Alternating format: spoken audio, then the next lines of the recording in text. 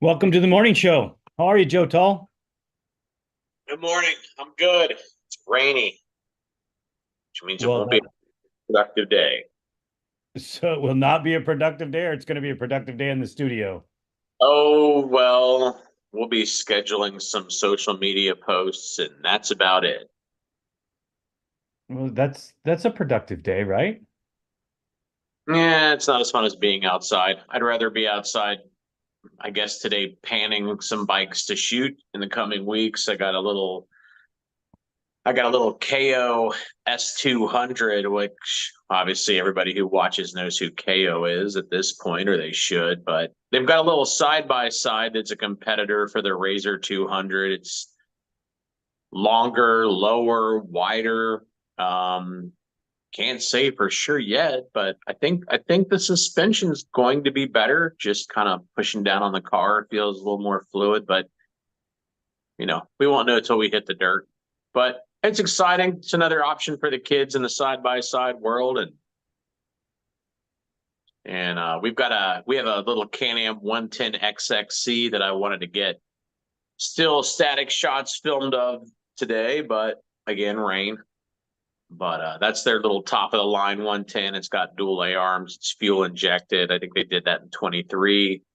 So it took a while to get my hands on one, but we got one, and pretty excited about that machine. I think if I was a 10-year-old again, I that would be high on my list. That's pretty cool stuff. So let's clean house real quick and do what we're supposed to. We need to thank GBC for all the support that they give us. If you're looking for a great set of tires for your ATV, UTV, even your truck, get a hold of GBC. They have the tire for you. Elka Suspension, they are leading the industry in everything as far as shocks go. Check out their line for all the ATVs. Anything you want to go do from recreational to racing motocross to cross country, they have a shock for you, whether it be on your UTV or on your ATV. So check them out. Elka Suspension. The Blunt family is a big supporter of ATV Talk. They help us out quite a bit. They're not a company per se, but they're taking good care of us and making sure that we bring the shows to you and talk a lot of ATV stuff. Um, Antelope Slot Canyon Tours. They're a new sponsor. We don't have logos for them yet, but we will. And a good friend of mine came in and decided he wanted to help us out. So we need to thank Craig Simmons and his whole crew for all that they do to help our show grow and support the ATV industry. So thanks to all of them and Joe. Um, so there's been a pretty jam-packed couple weekends of racing. I know that you're not as fluent in some of them as I am, but you did get to watch the outdoor motocross race yesterday. And whether you like him or hate him, Chase Saxton manned up, didn't he? Yeah, it was an incredible ride, and he I want to say I think he won the first moto. I didn't catch it. It was Yes, he outdoor long. But we went to dinner. I came home, watched the second moto. Actually, first moto happened before we went to dinner. I was out mountain biking, got home, went to dinner, sat there at dinner, watched uh, part of the second moto, came home, finished it, and yeah, Sexton wipes out in turn one, I believe it was. He just was on the inside, a little too much throttle, slid the back end out, laid it down, last place. And in one of the final stretches of track before the finish line, passes Plessinger and wins. I mean, past 40 guys, well, 39 guys, but last to first. I mean, that's stellar.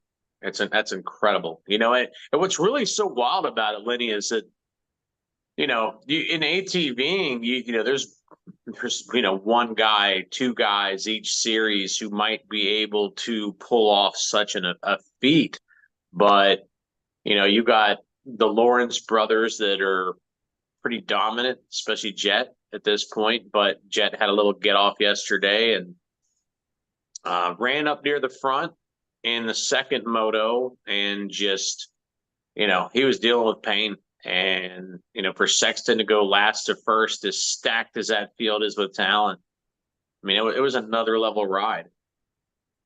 You know how much confidence that's going to give him going into the next few rounds? Man, Jet's going to have his hands full with that.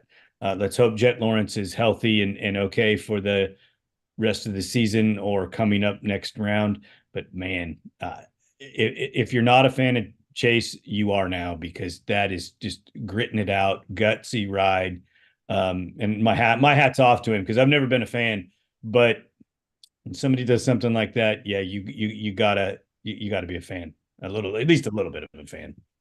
I mean, he was on the edge the whole race that he was coming through the pack, because you'd watch him just make a little mistake here, make a little mistake there, and just never became separated from the bike, held on to it. So I mean, he was on the edge, but he defied the odds. It was exciting to watch. I got to see just a little bits and pieces of it, but yeah, it was pretty awesome. The Baja 500 was yesterday as well, and a good friend of ours, Felipe Valles, and his group won the 500. So hats off to those guys. I don't know what the times are. I don't know what the splits are, but that's pretty awesome for Felipe and his son. And I think one of his nephews rides there, and they switch teams from the 250 to the 500, and it's pretty awesome stuff to see the dominance that man and his group have had in Baja over the last 10-15 years. It's pretty incredible stuff. It's kind of like you go back to the um, guys that were winning on Honda. I think they won 11 titles, you know, back in the day, straight. And that's these Nicholas Velez is on record to do something like that on the ATV industry. Wayne Matlock was super dominant down there for years, and Mike Caffro, he'd had a stretch.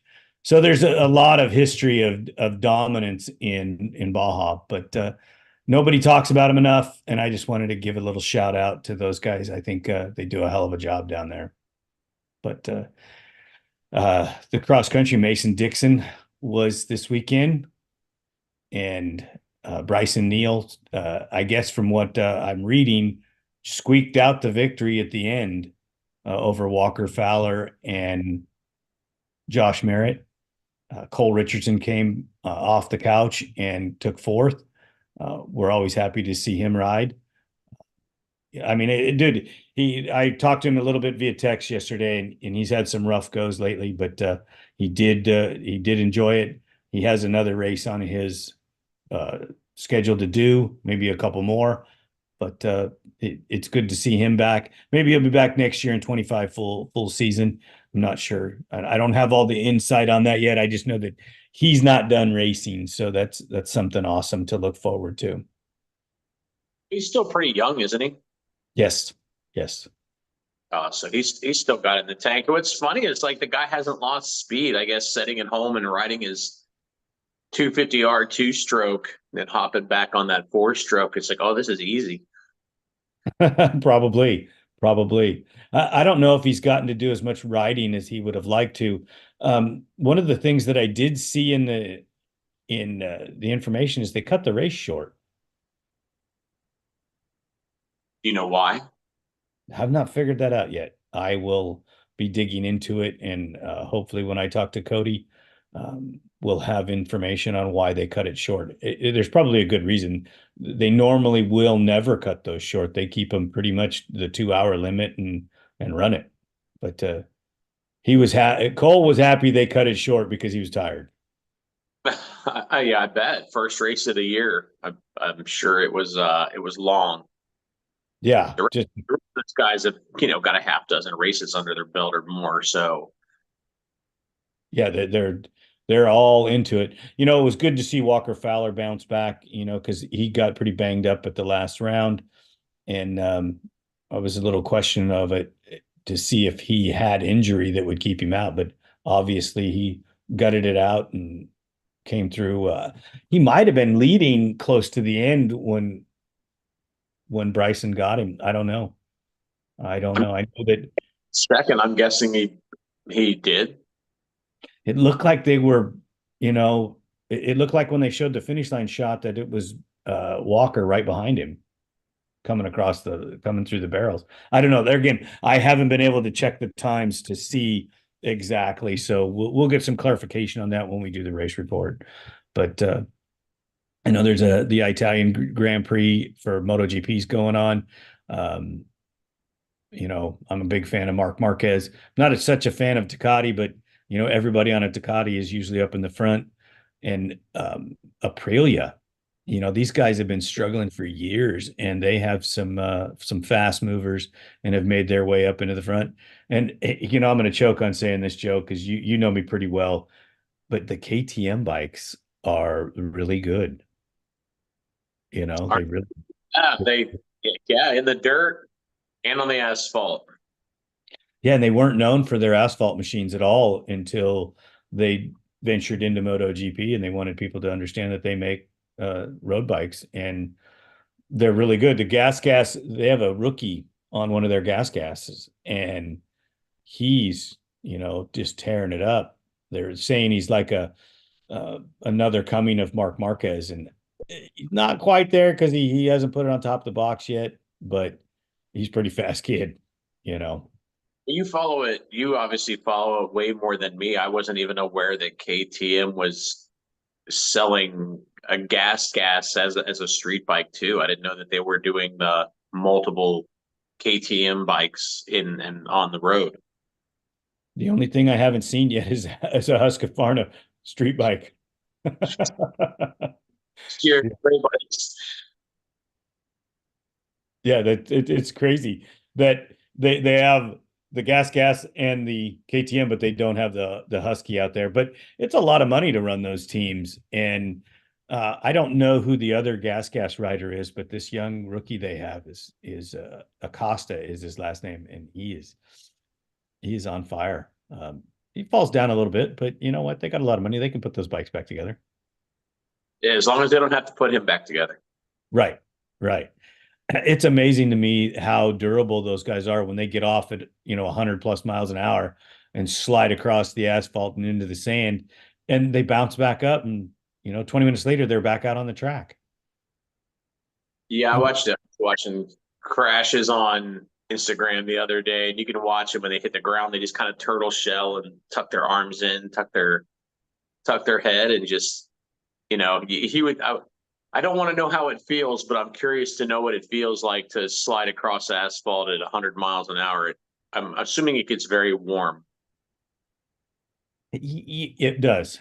you know I remember when we were growing up, and they would comment about it that hey, when you're sliding across the asphalt and it starts to get warm, roll, turn to the other side, get it warm, and then roll to the other side, because you want to keep it as limited as possible. But Right. You don't want to cook the steak all on one side. You gotta fortunately fortunately for me, I never had to have that. So, but we get to talk about so many cool things, Joe. And one of the machines that we've touched on basically, before we get started, you had an announcement about something that's up and coming for your show, and I want you to get that out before we get rolling on this other topic. Well, for people that want to just see Cody Collier rip his four-wheeler, we obviously a few weeks ago we did a video on Cody's bike. He reviewed it for us. We went out and obviously did a bunch of static shots of the bike, so you could see the parts all up close that he runs, and he kind of goes through the bike and tells us what the benefits are. I enjoyed that. Those are a lot of fun to do. And so we took all the footage just from out riding in the woods, and just put it up, just slapped it up in a timeline. No music, no talking, no commentary. Just if you want to just see, 10 minutes, 8 minutes of what one of the fastest guys on a 4x4 on the planet looks like, it's worth a watch. It's pretty amazing, and I would recommend not trying to ride at that pace, because I would die in about 30 seconds, and so would most people. but it's very exciting to watch to see what those things can do with the right rider on board. And I talked to a lot of guys when I was at the GNCC and just other people intermittently, and they say that he's pretty nuts. Yeah, I would agree. So that's up. That's fun. The Raptor race report video will be out tomorrow night at 8 p.m. Eastern time. You can set a reminder. It was nice. We put out an early preview of it for channel members, and actually picked up a few more members on our channel because of it. So we're going to keep trying to drip videos out early for people that want early access, want to join the channel. It's like a cup of coffee a month, whatever. It helps pay bills. Cameras take a beating. But tomorrow night, that'll be public, so you can check in and see what all we did to our pretty much stock 2024 Raptor 700. It was about as stock of a race bike as you could race. Short from a couple little bolt-ons, couple little essentials just to be legal and to survive, but no performance modifications other than tires, thanks GBC, which played a role. But I would check that out, because if you are wondering if you can race a Raptor, or you are like my buddy Johnny Gallagher and you think you can't race a Raptor, then the video might change your mind. So shout out to Johnny Gallagher. So yeah, he gives me a lot of I give him a little bit of grief, but he's a great guy. I'm just having fun with him on it. So that's coming up. And then that's what's coming up in the most immediate future. The Raptor race report video tomorrow night. We set a reminder now to check it out. I'll be there hanging out to watch it when it comes out, just to see what, if anything, anybody has to say about it. So That's awesome. come on. That's awesome. That's Monday at 8 p.m. Eastern, everybody, just so that you understand that I run on the Pacific Standard Time and Joe's running on Eastern Time. So make sure you watch that video. I got to watch it. It's a good show. I mean, I really enjoyed it. And then anybody who's into side-by-sides, we've got real quick, we filmed a couple weeks ago, filming a shootout between the Polaris Pro R, which I believe is a 220 horsepower, 2000 cc naturally aspirated Polaris's top of the line side by side with their Dynamics computer controlled suspension. And we shot that out against the 240 horsepower, 1 liter turbocharged Can-Am Maverick R with computer controlled suspension as well. So they're two very comparable units in a lot of ways. They don't stack up exactly. Normally, if we're doing a shootout, we don't pick a winner unless it's an in-class shootout. Obviously, with these two cars, one is a 2 liter naturally aspirated, one's a 1 liter turbocharged. The 1 liter turbo makes more horsepower. They probably don't race in the same class in a lot of series, but I don't really think that matters so much in the side-by-side world. They're not dirt bikes. They're not sport quads. And, no offense to the side-by-side crowd, but I feel like they're almost a status symbol, to people when they go buy them. It's like they're not really going to go race. That's a small number of people. But when they roll up at the pits with their $250,000 bus and their $150,000 trailer, well, they want the baddest side by side in the dunes and the desert. This will help you pick the right one. We're going to do a full review of each car individually, and then we're going to shoot them out. We were lucky enough to have Adam Campbell from Adam Campbell Photography. He's a long time photographer in the ATV side-by-side power sports media, and obviously with times going to video, he's gotten heavily involved in that. So I didn't actually get to film that one, unfortunately, but it will be probably better looking than anything I film, because Adam's next level. So we were lucky to have a couple great drivers, a great videographer, and we're looking forward to seeing the results and who comes out on top of that. But either way, they're fast and they're expensive. What's the MSRP? I'm gonna say I haven't looked the MSRP up yet. I've got a Renegade test to finish up, and then I'll be jumping into testing those. But I believe those cars are in the $45,000 price range.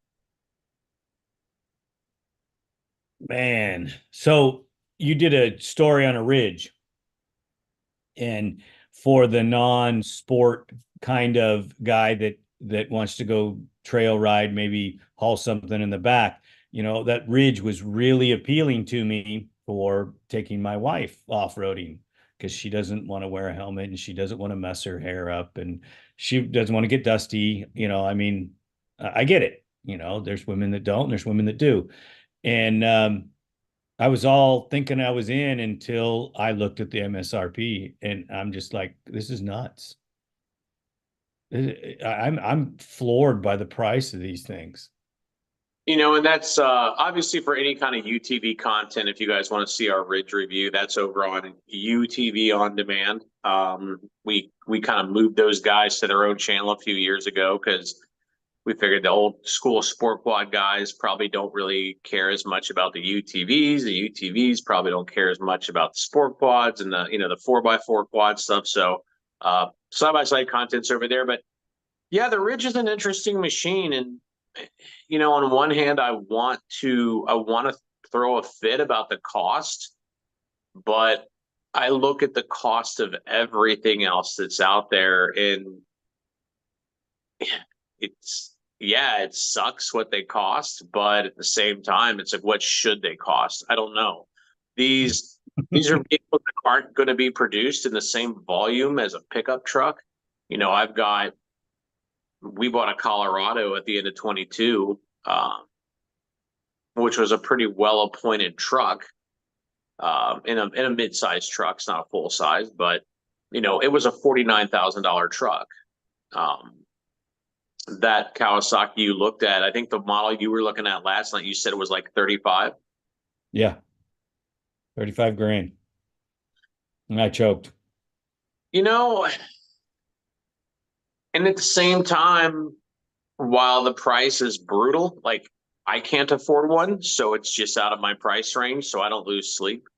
But it's gonna go off-road better than most trucks. Now, there are people out there that can probably get it street legal for you if you want it. There's a company out there that does not sponsor either of our shows, so they shall remain anonymous. But you want to send some dough my way, then we can talk about you.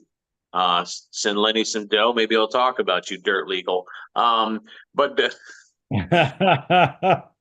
there's a company out there that can help you get your ATV side-by-sides, dirt bikes street legal that aren't necessarily. And so, I mean, that's got potential for that. But as far as the Ridge and the way it performs, it's, I have a feeling it's going to go a lot more places, a lot easier than your pickup. It's a little more maneuverable. It's a little more compact. It's got good ground clearance.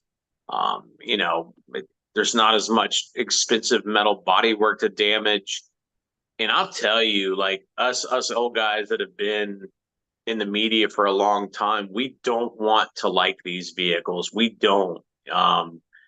We went to Hatfield, McCoy. We did a group ride, and it was really interesting because we started out in the morning a couple months ago, and it was chilly. And it's like, oh boy, all right, well, these sissy machines with their fully enclosed. I mean, this thing has got glass in behind you, power windows. It's got a windshield washer, a windshield wiper. They're HVAC equipped. You got heating and air conditioning. They're very weather sealed. They do a really good job of weather sealing those things. And I hung out with Matt Lester from Dirt Tracks quite a bit that day, and because we're buds, we like to hang out. He gives me grief about Donald Trump, and I give him grief about Justin Trudeau. So, it's a good time. And, we started off in the morning, it's like 40. So we're cranking the heat to stay warm. And it's like, all right, jackets are coming off, even though it's cold outside. And then all of a sudden, afternoon comes, sun comes out. We start getting a little hot in the cab because you got the sun beating through glass. So it's like, okay, turn the heat off, turn the air on. And, here we are. We're still at a nice, comfortable 73, 74 degrees in the cab at all times. And you're splashing through water puddles and you see it, and it comes up, and here comes the big plume of mud water. And it's like, all right, I'm clean. I can still wear this jacket to dinner, because there's no dust, there's no mud. And they're both pretty quiet machines. They have a higher horsepower one, and then they have one that's a little bit lower horsepower, still plenty fast for the type of vehicle that it is. But it has a smaller exhaust tip on it. I believe it's clutched a little differently. I didn't go back and rewatch my video. If you guys are interested in one, you can check it out. I kind of hit you with this off the cuff, though, too, about it, basically because I was doing a little side research, and man, that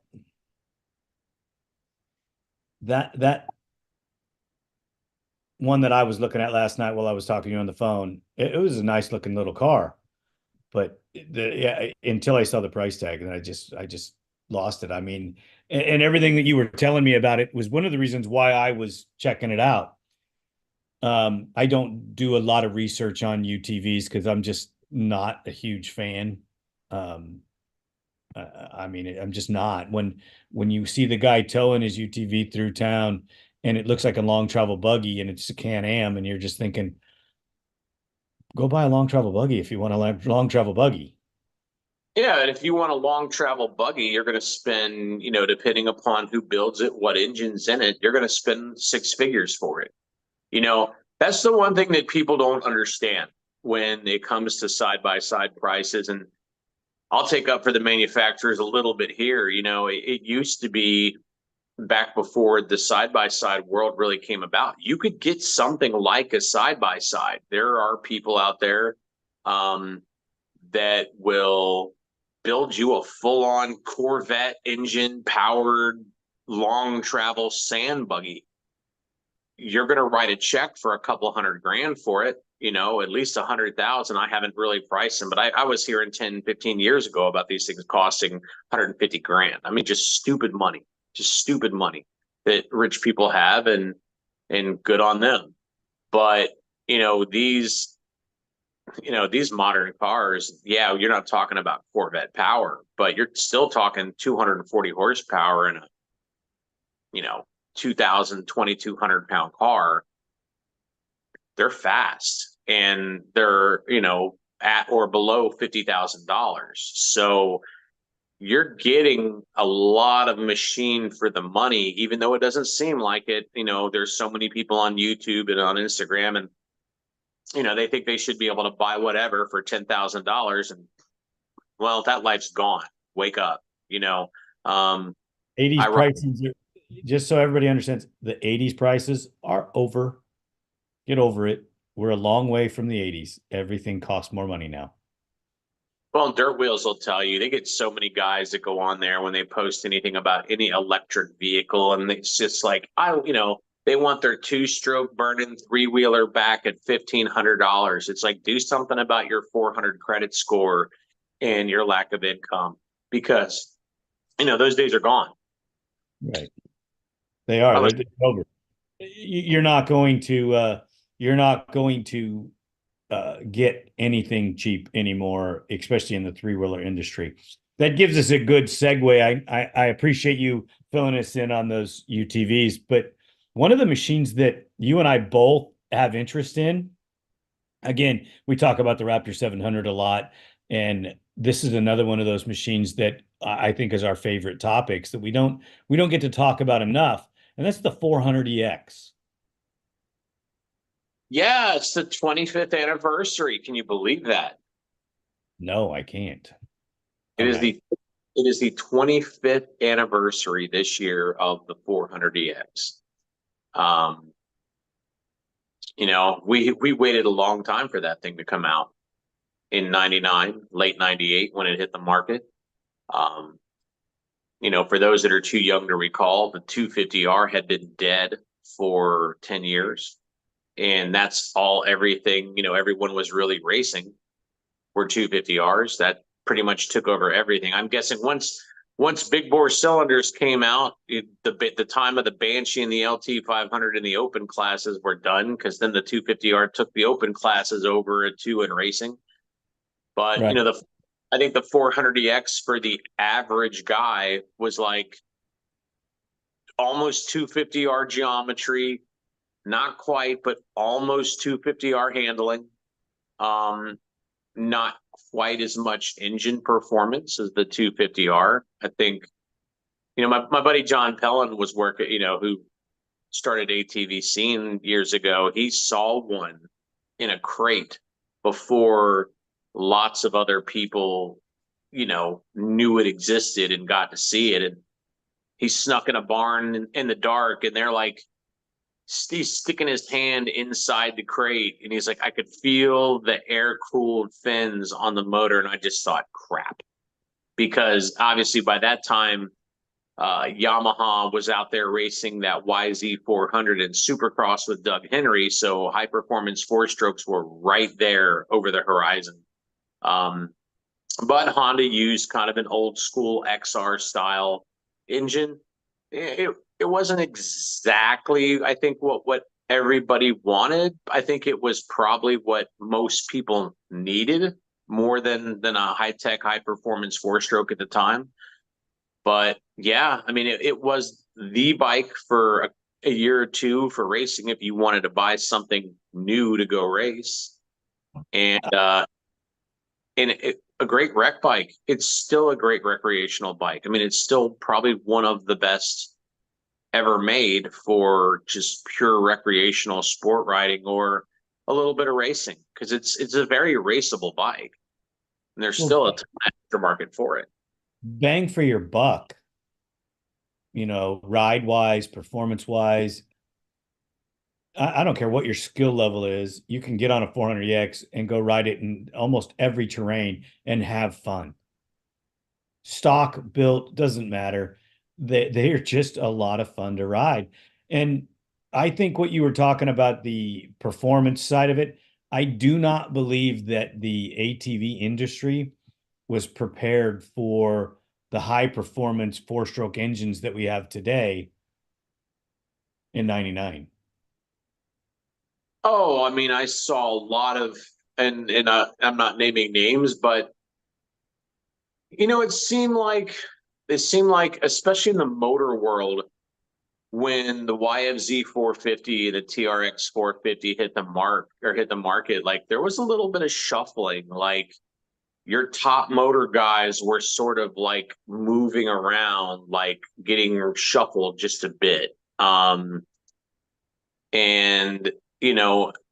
obviously, a lot of the guys that were already big, like Sparks, Duncan, CT, um, a lot of these companies kept up with the times and developed for those bikes. But there are other people out there that built four stroke engines that I will not name, that just never seemed to get a foothold with the new bikes. And I think it was just like the technology jump was too much.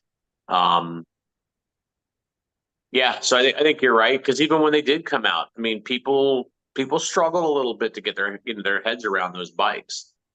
I think that the four stroke engine scared a lot of people, because we were two stroke for so long. And most people don't realize we started four stroke, then rolled into two strokes, and then now we're both again. So, um, and we were building four strokes when, the 300EX and the Warriors, things like that. You didn't do as many of them back then, but because the 250R was so dominant. But when that 400EX came out, it changed the industry, as like the LTZ 400 did, and then the YFC 450 did. those were all machines that transitioned and changed us. But I really, I really like the 400EX. You got a show coming out or story coming out on one, and we're building one for a friend of ours that wants just a good, clean, multicolored machine for himself. And I had forgotten how awesome the bike was until I started putting this machine together. Um, if you have a 400EX and you're still wanting to use it, parts are getting hard to find, but it's a great machine to teach your children how to ride, your young teenagers that are transitioning might be able to ride the 400EX because the motor is super durable, can take some abuse. You just don't want to destroy it, but it was still pretty strong. I mean, the old joke was in the Warriors and the 400EXs, you could pour water in the gas tank and take the oil out of them and they'd run. And you see some machines that have just lived through hell and they're just still chugging along. And I think that kind of created the debacle that we face today with, four strokes. I have a friend whose son is riding a YFZ 450R at the Nationals. And he's telling me, like, Joe, between the internals and the bolt-on parts, I have $10,000 in this motor. And it's just like, I can't wrap my head around it. But, four strokes came with a promise that they never delivered. Never delivered. I mean, because it was all based upon old school thinking. The 400EX, unless you slap a super high compression 440 kit in it and then you over tighten the head studs, it's pretty darn reliable. Keep the air filter clean, keep the oil clean, keep your valves adjusted. That bike will run a long, long time. Especially the less you do to it, the longer I'm sure it'll last. But the modern four strokes, just that whole old school thinking of it's a four stroke, it requires less maintenance. No. Now it requires two stroke maintenance schedule with a lot more parts. So, the 400EX and maybe to some degree the Z400, please feel free to disagree. This is just, one guy's opinion. But it seemed like the 400EX and then the Z400 kind of like was the ending of that old school four stroke thinking of you can just ride it forever, minimum maintenance, rebuild it every 4 or 5 years. It can take it. They weren't XR engines anymore. They were turning RPMs like two strokes. Only they fire every other time the piston goes to the top. Whole lot more moving parts flying around. So the amazing portion of it, Joe, is you have single cylinder 450 engines that turn higher RPMs than Banshees and have more moving pieces, and people want to treat them like they're a old school 400EX engine that'll run and run and run. It just doesn't work like that. And the comparison to car motors, well, my car will go 250,000 miles. Why won't my ATV? Well, because you ride your ATV in the dirt, you don't clean the air filter, you don't change the oil, and you don't do the maintenance that it needs to run your Indy car style engine now. And that's how I compare them. You think about it. Would you run your Indy car on old oil? No. Would you run your Indy car on bad fuel? No. Would you run your Indy car on a dirty air filter? No. So why do you do that to your Indy car style engine in your single cylinder modern ATV? Well, yeah, it's like how much dirt do you face driving down a highway? Not a whole lot. Versus, you're in the woods following your buddy for a 4-hour trail ride, and your bike's just sucking dust the whole damn time. So there's no way.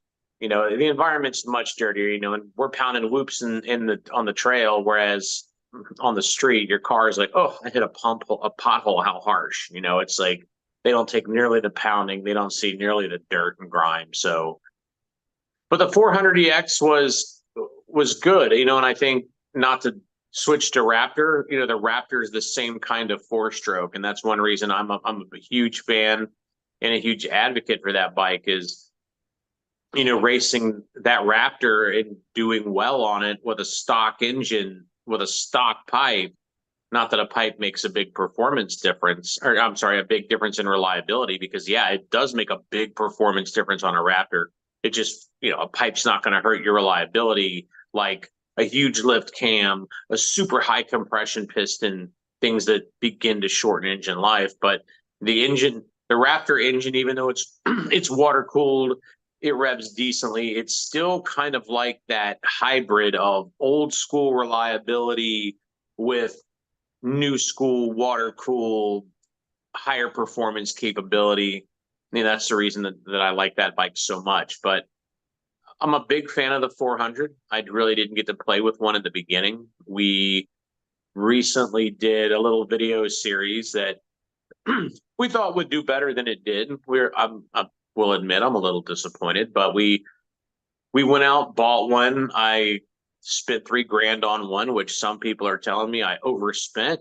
It had a few little issues. The subframe was tweaked a little bit. The stem was tweaked a little bit, needed some brake pads, needed some carrier bearings. We fixed the things that were wrong with it, gave it an oil change, ditched a Chinese filter, put a uni on it. I'm a foam filter guy. I know you're a K&N guy. Whatever. I don't hold it against you. It's all right. I'll hold it against you either. So, but we took it out and tested it. We added the parts to it to make it a durable trail bike. And, me and my buddy Evan, who test rode it for me, we're both like, this thing's really good. Like, it's really fun. It's a plush bike. It's not as harsh feeling in the woods as a modern, like a YFZ. A YFZ is a race bike. You got to go fast to get the performance out of those shocks that they're designed to deliver. You just can't putt around on that thing and expect it to be super plush, where the 400EX is just like a couch. Not to use the term that the dirt bikers like to sling at us, but it is. It's like riding a couch. It's comfy. It's plush. You can just have a good time and cruise around, and it doesn't beat you up.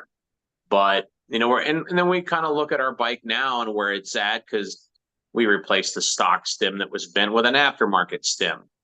Why replace it? Upgrade it, because let's have a stronger stem that might take the next rollover. We took the bars off that were on it, put on a set of flex bars, because it's like, one, comfort, two, if we roll this thing over, those bars have some give. We may not wad up a set of bars and bend our stem. Our bars have a little bit of give. I don't ever hear Cole over at Fast Company trying to sell his handlebars as a way to protect your stem in the event of a rollover, but I think it probably offers some kind of protection for it. But we look at the bike now. I mean, it's still stock pipe, still stock carb, and we haven't really done a lot to enhance the performance of it, other than the tires that we put on it, and we put a PEP stabilizer on it, and the bars and the Texeratec stem, but nothing that gave us better suspension, nothing that gave us more performance. But we're kind of looking at it now, and it's like, this thing's not too far off from being race ready. Like, with a few more mods, it's going to cost a little chunk of money, but couple more modifications, this bike's raceable.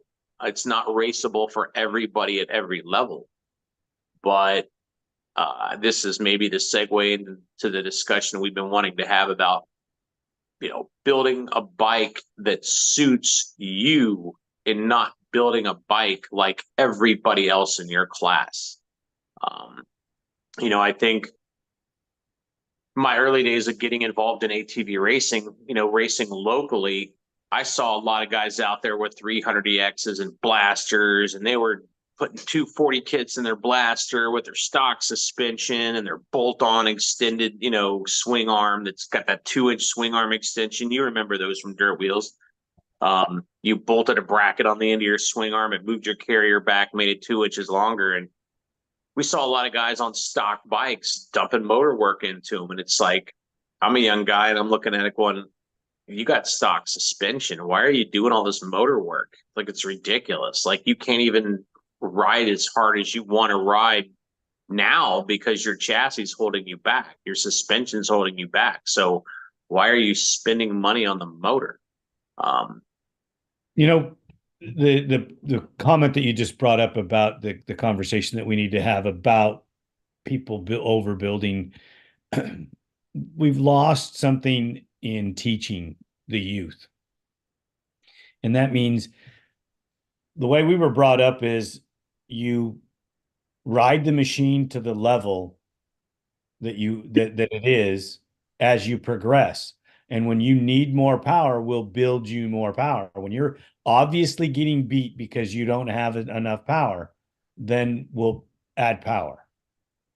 What they do now is they go to the races, they race for half a season, and they look at Joel Hetrick and they go, well, we got to have his bike or we can't win the C class. it's like, you, number one, unless your parents are rich, you probably can't afford Joel Hetrick's bike. Right. And, and number two, you could probably go faster on a much less built machine than you would go on Joel Hetrick's machine. I made I made a mistake in the early days of my ATV media career because it was like the world was at my fingertips, and it was like, I'm working at ATV Scene. I bought a brand new 2005 YFZ 450, and thank you. I had and I took it to the track and rode it a few times stock. And I was down at my buddy, Chris Earlywine's indoor track. And I was down there, busting the rhythm section and hitting a number of the jumps on the track on this bone stock YFZ 450. We're talking the carbureted model, obviously 2005. And it was like, man, this thing's a freaking ripper. It hits like a two-stroke. It builds RPMs fast. It's like, this bike is cool. So probably my third or fourth project in as a professional, because I did a blaster. It was probably my third bike I built in the media. So I bought this bike for me, and I'm like, I'm building a pro bike. I'm building me a pro bike. I'm going all the way. So, I mean, A-arm, swing arm, gusseted the frame, powder coated the bike, precision stabilizer, flex bar, stem, full motor kit, everything, high compression, race gas, cams, valve job, porting, like everything, like kitchen sink build. Back in 2005, this was like a $26,000 quad between buying it and modifying it. And back then the quads didn't cost 10 grand. They cost about $6,400. So you're talking almost $20,000 in modifications to that four-wheeler. I took it to my local motocross track, unloaded it, did a lap, came back to the pits, turned it off, told my buddy who was there with me on his KFX 400 that I'd built him, said, I am selling this bike tomorrow. I had no interest in owning this bike. And it was like all that work, all that time, made a great video. And I sold that bike to Chris Earlywines, who actually had the talent to use it. And he got some good times and some, good results out of it. But I knew one ride, it's like, this is just not the bike I want. It's too much. It's too on edge. It was like, I should be riding a ranch horse, and I'm riding a thoroughbred. Right. And we lose people in the industry for this exact reason. They go out and build the thoroughbred, can't ride it, it scares them, and they shouldn't be on it. And instead of, it's bad that I have to say this because I hate even thinking like this, is that we almost have to police the industry so that they don't overbuild at specific levels. And I don't think your promoters or anybody will ever do that, but I do believe it's something that should be done. Joe, there is one subject that I wanted to transition into. We're getting close to the end of the show, and I don't want to delve into this subject too deep, but I do want to touch on it, and it's ethics. Ethics in our industry. um, seem to have gone by the wayside. There used to be integrity. There used to be some real belief in making sure that everything was an equal playing field as it could be. And it seems to me that maybe we've lost some of that in certain portions of our industry. And I wanted to get your thoughts on it. There's just been a situation in the industry that really shines a light on it, and I wanted to know if you're feeling or seeing what I'm seeing. Kind of, kind of, I think, just look at life. I've had friends that have lived. I live in a middle class community. I have had friends that live in really upscale, nice communities. I grew up in the hood. I grew up in a poor, very racially segregated neighborhood, and I was not part of the race that was being segregated to that neighborhood. I was the guy who was a little pastier on the block. Um, and it seems like there's always going to be drama. But when you've got a big, booming, thriving industry and there's a little drama, it's not such a problem because there's so much good that's taking place.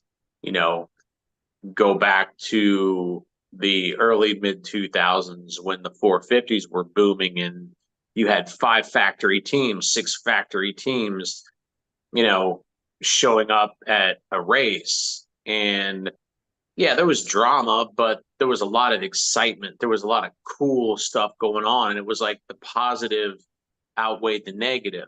Now you fast forward till today, even before we get to the four-wheeled stuff, like I got involved in the three-wheel stuff, oh man, 15 years ago. 10, 12 years ago when we first did our 250R and our 350X project. And I met a lot of cool people in three wheeling, but I'm going to put it out there. Like I also met a lot of assholes, and everybody is at each other's, a lot of people are at each other's throats. I wouldn't say a lot. I met a couple assholes. But everybody's at each other's throats, and it's contentious, and it's this guy stole my design, or that guy copied me, or why are you building bikes that are this nice? It's ridiculous. You're making the sport too expensive for the average guy to compete. And it's like, no, we're just trying to sell some parts for some companies for people that want to build a modern pro bike, and even doing what we did as well received as it was, we took some heavy criticism for it. It almost seems like you don't see people in the upscale community killing each other like you do in the hood, where it's impoverished, it's depressed, people feel like they don't have anything to live for, and that's kind of a reach. But I think it's kind of the same problem on a much smaller scale. But it's like, when times are great in four-wheeling, even though little things happen, it's still, times are still great. But then you get to times like now where it's like, we got one manufacturer making 2 bikes, and we're hoping we're going to get another one to come in. And it seems like all the major players don't care. Seems like anything that happens negative at this point, it's just super more noticeable. It sticks to you more because we don't have a lot to cheer about right now as far as new bikes, new technology, more people coming in. What a time to be a two-wheel motocross fan. You haven't seen this many manufacturers making dirt bikes since the 70s. It's crazy. You got 10 brands, 10. Right. And in the 250 class, not to interrupt you, the Triumph made it was 6th overall in the first round in the 250 class in Right. outdoor motocross, which nobody's seen that coming. But that I got off topic. I apologize. I don't want to stop you from going on, but I just don't see that the series here on the West Coast that I'm inferring or talking about, I can't see after what has happened. I can't see that it can live. I think it'll live. I just think that, you know, I wasn't there. Maybe, not a good judgment call. Maybe the optics weren't great. Perception affects things a lot. What your standpoint is, where you're looking at it from. I don't I don't think it was necessarily handled correctly, but mistakes get made. It sucks. You get pissed, but then life goes on. It's not like somebody got diagnosed with cancer. So perspective could be a lot worse than it was, even though it's disappointing. But I think I It can, think go ahead. I just think that like we're getting the sport is getting smaller, and that makes anything that's bad that happens seem that much worse. And if it has a negative impact and it takes some players out of the game, the impact is greater. If all of a sudden, you know, well, you got a guy who races the ATV nationals and they give him a bad call, a ref gives a bad call. Well, you got somebody that's pissed off, but the show goes on, because the show is big and the talent pool is deep.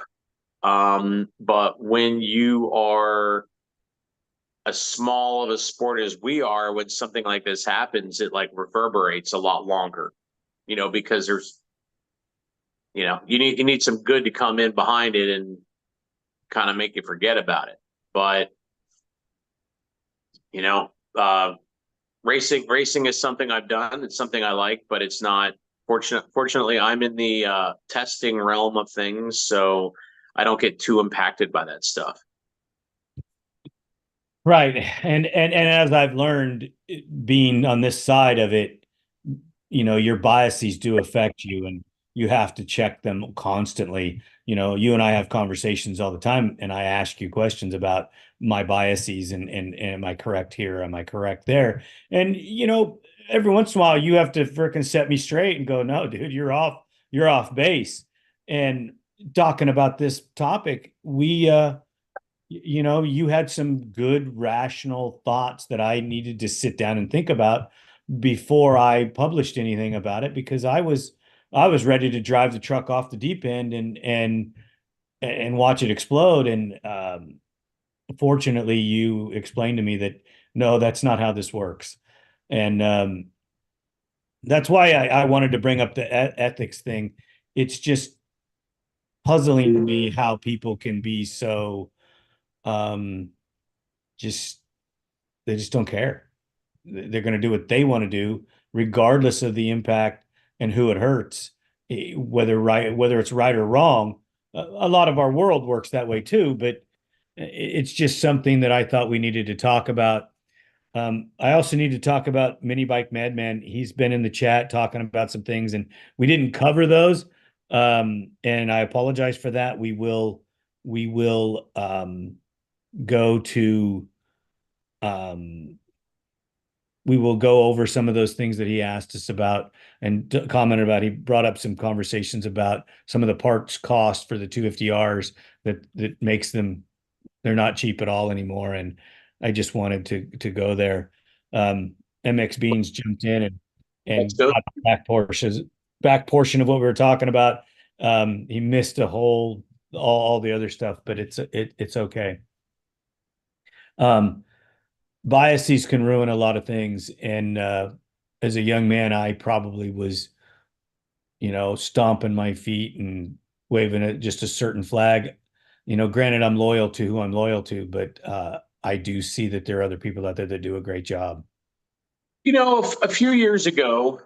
A few years ago, I'll stir some crap because I'm not scared. We Polaris like 10 years ago, they handed off their fleet management to a management company. And, they took their PR department from internal to external. And I'm sitting here one night. I'm in California filming some side by sides. I'm at Alan's house, Alan Knoll's house, and it's like all of a sudden I'm seeing this Razor XP 1000. What's this? Why haven't we seen this? Why haven't we heard about this? Um, and here's side by side blog, the most irresponsible people in the industry as far as the way they behave with machines. They should never receive a unit from a manufacturer the way they behave. I don't care how many views, I don't care how many subscribers. Those guys are leading us down the path to three-wheeler lawsuits all over again. And I had been in the industry for a long time, much longer than them. We don't break the rules, so we don't get the numbers because we won't do outrageous things that can get the manufacturers sued. But that being said, this new company left us out. We didn't even get the information that this thing was coming that these guys had. Now, was I upset at the time? This is like 8, 9, 10 years ago. Was I upset at the time? You bet. Did I stick my foot in my mouth and cause myself a bunch of problems because of it? Absolutely not. Sometimes in life, you get dealt a shitty hand. You lose that game. But if you just ignore it, life's gonna deal you another hand. And sometimes, eventually you are going to get dealt a good hand. If you overreact when you get handed a bad hand, they may not let you back in the game. And I mean, whatever you're in, if you're in a sport, if you are media, if you are, whoever, you can overplay that bad hand and, alienate yourself. So, my best advice is to people to say, like, sometimes something's going to happen to you in life that ain't fair. It just isn't fair. Now, you can take that kick in the nuts and you can go on, or you can let it ruin you. I'm a warrior and I'm of the mindset. It's like, you might kick me, but that's okay. I'm going to win the fight. You can low blow me. It's not over. I'm not going to walk out of the ring. We're going to keep on fighting. So, sometimes bad things happen, but you just have to make sure you are in a good position that when the opportunity comes around to make good things happen, you can capitalize. Right. I agree. I totally agree. I just was a little perplexed on some of the things that I'd been seeing go on, and I wanted to get an outside opinion and talk about it openly. Everybody needs to get on their ATVs and go out and ride. Summertime's coming. It's peak season to go enjoy. Um, Kids are getting out of school, so there's going to be riding areas all over the country opening up and filling up with young people. Teach them well, teach them the basics, and make sure that you're not creating a problem with someone that's uneducated or uninformed about the rules of the specific area that you're at. Um, and watch out for those UTV drivers. Those guys are crazy. Yeah, but fortunately, that in the news lately, I've been hearing more and more that ride parks and locations and municipalities, just different areas where these things are operated, they're starting to do more and more DUI checkpoints for side by sides, and I love it. I'd like to see it get to the point where every side by side comes with a breathalyzer built into it. You can't even start it till you blow. Because side by sides are very enjoyable. They're a lot of fun. They could provide recreation for people like your wife, people who are getting older, people who just have money for them. But that we need a little bit more consciousness on safety for everybody, who's in the car, outside of the car, on the trail. So Yeah, That's watch out, that's out the for one the. thing that bothers me, man. People can't police themselves. They have to get the authorities involved because they're not able to control themselves. This is what's killing us, you know. I want it, so I'm going to do it, and I don't care what you say. And Ian, we are not starting over. You cannot be Joe Tolle and ask me to start over every time. Sorry, bro. Not going to No, happen. that's trademarked. I, that's trademarked. So here we go with the ethics thing. You know, Ian just stepped on your trademark. Um, Right. hey, MX Beans just brought up something. CF Moto, he's hoping they come out with a sport quad. Is there any rumor that they've partnered with KTM on anything? There's no rumors, but that doesn't mean that we necessarily know. I mean, has MX Beans heard any rumors about a CF Moto doing something? Um, he just made a comment in the comments, and I was just wondering if there's any truth to that. You have a little bit better lead to some of it than I do. There's no rumor of it. I could tell you that Jeff at Dirt Wheels, Jeff Henson, an extended part of the little group. Well, he and I are basically tag team partners in torturing OEMs to build sport quads. It's our hobby. I know he's mentioned it to them. Um, it was he kind of got a cold shoulder response, which doesn't necessarily mean anything, but CF Moto is a company that if they would, it would be outstanding because their quality is rapidly improving. They're in joint ventures for manufacturing with KTM and Yamaha. Obviously, if you have these big players who are willing to play with that company, they have some confidence in their ability to build a quality machine. Their latest big bore ride on models, I skipped that event because I had a lot of work to do. I'll be testing some CF Moto stuff, I'm hoping, in 2025 with our team.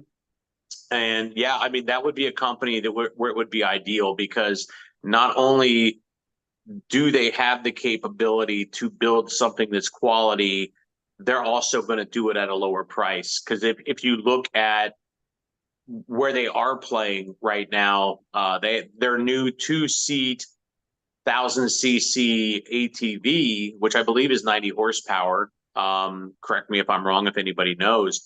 The Can-Am version of that machine, their 1002-seater top trim package, it's like a $15,000 machine. That CF Moto is pretty comparably equipped. It's $99.99. It's 30% cheaper. It's 2/3 of the price. So, if CF Moto were serious and they wanted to do it, could they chop the price of a competitive 450 from 10.5 back to 7.5? Sign me up. Yeah, You know, I totally I agree. we would happily like to see. We would happily, receive a unit like that from them. Um, Fingers crossed. We can only hope, brother. We can only hope. Joe, thank you again for coming on and talking with me about the motorsports industry. I really appreciate it as always. I hope you get some clear weather and get to go out and ride your mountain bike today or do some photo shoots if the weather clears. Have an amazing weekend. And again, please subscribe to ATV Talk on YouTube or any of the shows that we have anywhere you can. You can also subscribe to UTV On Demand, ATV On Demand. And in the comments, please fill us in on any stories that you'd like us to talk about, any of the videos that you've watched. Let Joe know about them. He's always got an ear to the industry to find out what people are looking for, what they want to see. So we are too, and we want to have the conversation here.